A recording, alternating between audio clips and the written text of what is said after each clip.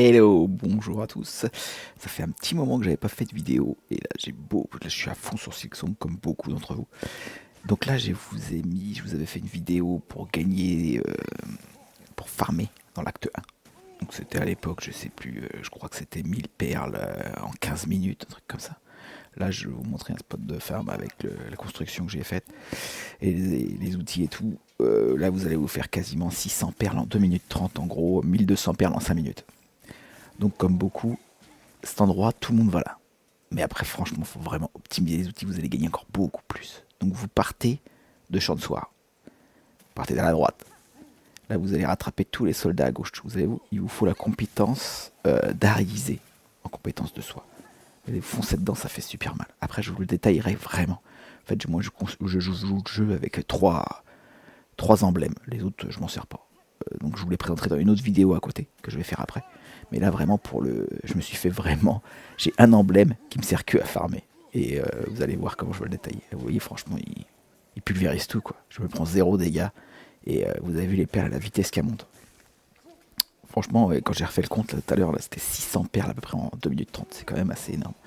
Donc là, je sais qu'il y a beaucoup de choses à acheter, des outils et tout chez les marchands. Donc, pour vider tout le monde, et surtout, moi, ce que je fais, c'est ce que je vous montrerai après, avant de faire des boss. Je remplis en paquet de fragments de carapace pour pouvoir utiliser mon emblème d'architecte avec tout. Il est blindé comme ça. Comme ça, quand je vais à un bot, je peux besoin d'aller farmer, machin.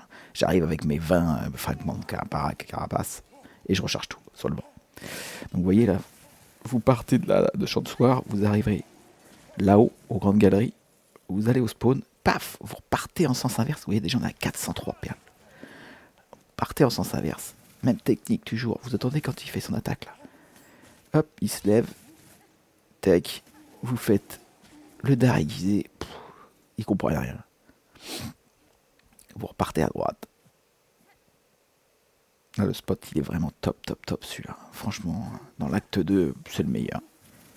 Et vous allez voir après, quand je vais vous détailler l'emblème, vous allez voir que vous gagnez beaucoup plus. Si vous voyez toutes les petites perles blanches, là, ça c'est du boost. C'est ce que vous n'auriez pas gagné normalement.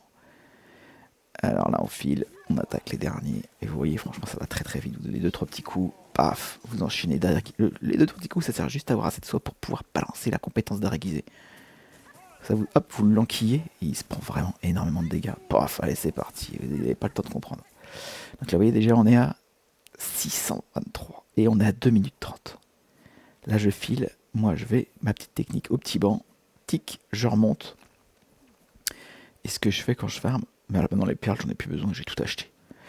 Elles me servent surtout à me remplir mon inventaire de paquets de fragments de carapace. Donc moi je prends le Vendreka, direct ici, à la jonction avec la bête des cloches.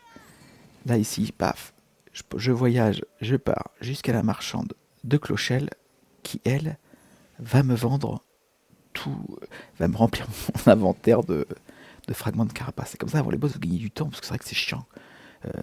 Quand vous allez voir avec l'emblème de l'architecte, et vu que vous pouvez mettre 3 outils rouges, bah, ça consomme énormément de fragments de carapace.